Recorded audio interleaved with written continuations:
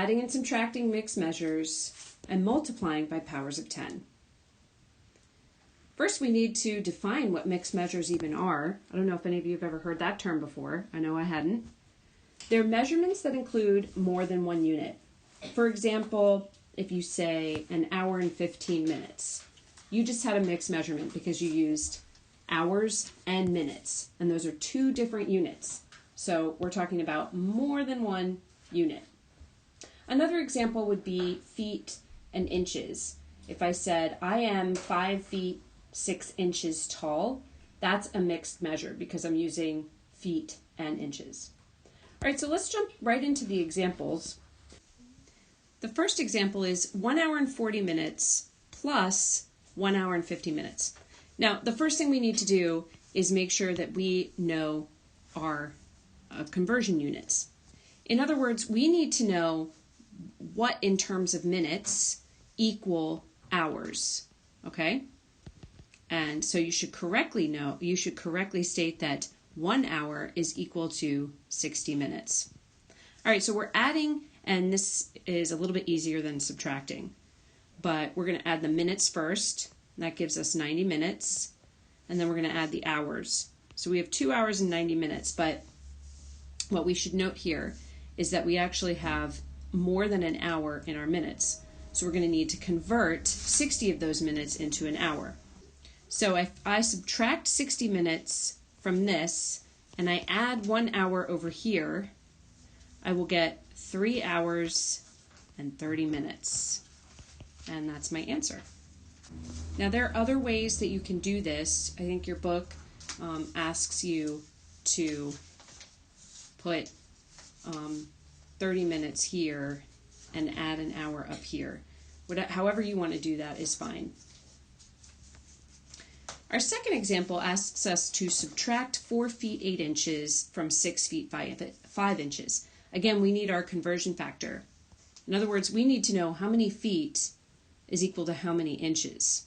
And of course, we know that 1 foot is equal to 12 inches. Okay, so if we get right into it, we see 5 minus 8 cannot be done because there's more on the floor. We need to go next door and borrow 10 more.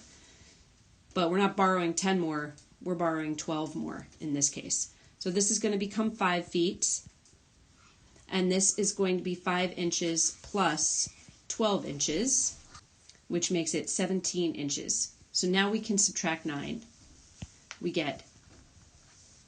Now we can subtract 8. We get 9 inches, and then 5 feet minus 4 feet is 1 foot 9 inches. That's our answer. Okay, the next thing we're going to be covering in this lesson is multiplying by powers of 10. And the nice thing about this is all you have to do is move the decimal point. It's really that easy. The only questions that you need to ask yourself are 1, which way are you moving it? And 2, how many places? Well, when you're multiplying, you're making a number that's bigger. So you're always going to move your decimal point that way, okay?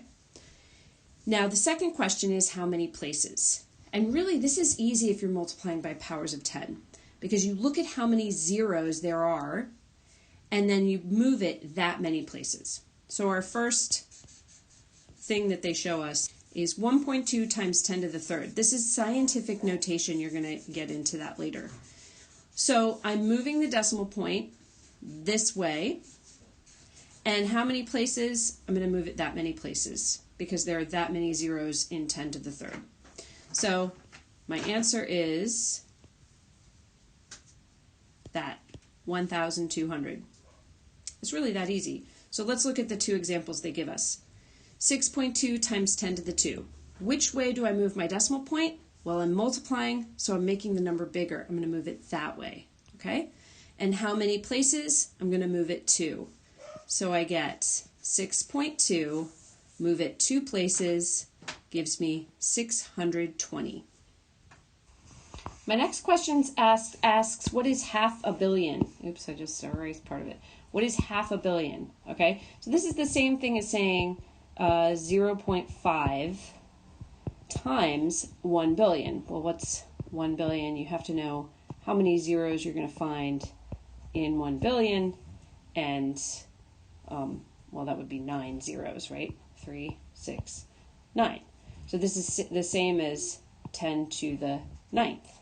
So you're just moving this decimal place. Again, we're multiplying, moving it that way. We're going to move it 9 places.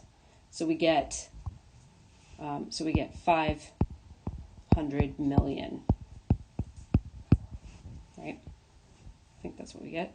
1, 2, 3, 4, 5, 6, 7, 8, 9. Yeah. All right, that's it for the lesson. I hope you got something from it. Some of you have already done this homework, and I'm sorry for uploading this late. But, yep. Have a good day. God bless.